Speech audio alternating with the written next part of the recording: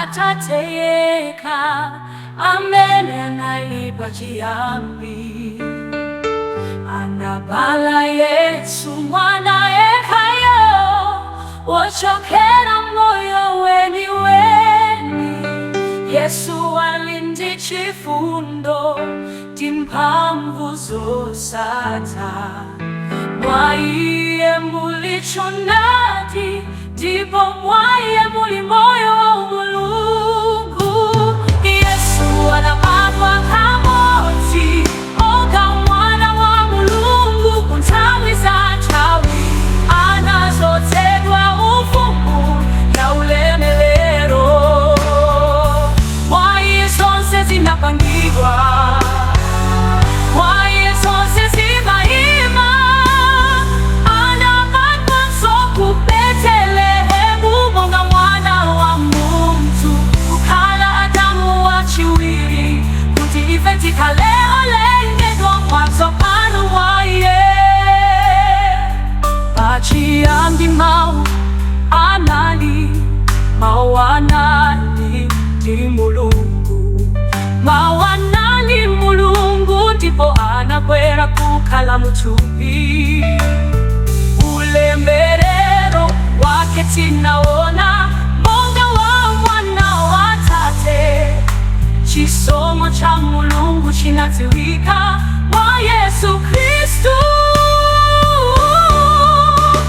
Yesu anabadwa kamoti, monga mwana wa Mulungu. Kuntawi za chawi, anazotegwa ufumu na ulemelero. Mwaiye zonse zinapangidwa, mwaiye zonse zimaima. Anabadwa nsoku Betelehemu, monga mwana wa muntu. Kukala Adamu wachiwiri, kuti ife tikalengedwa mwanzo pano. Mwaiye mzimu ndi moyo wa Mulungu, ufulu wake umatiyendera. Mzimu wake umataza, mitima yawo kulupirira. Mwa mzimu timalankhula, mwa mzimu timaima.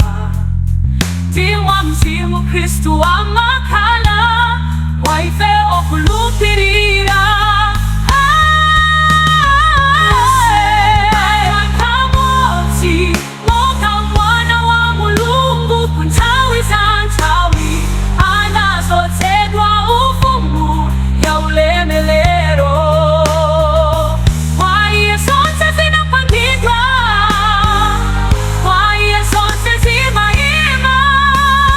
Anabadwa nsoku Betelehemu, monga mwana wa muntu. Kukala Adamu wachiwiri, kuti ife tikalengedwa mwanzo pano. Mwaiye Yesu ndiye mpulumutsi, wachita zonse mwachikondi. Wagonjetsa imfa ndi tchimo pamtanda, tikabadwa nso. Mwaiye tikhala cholengedwa chatsopano. Mwa Yesu ozozedwayo, Mulungu akupanga banja latsopano.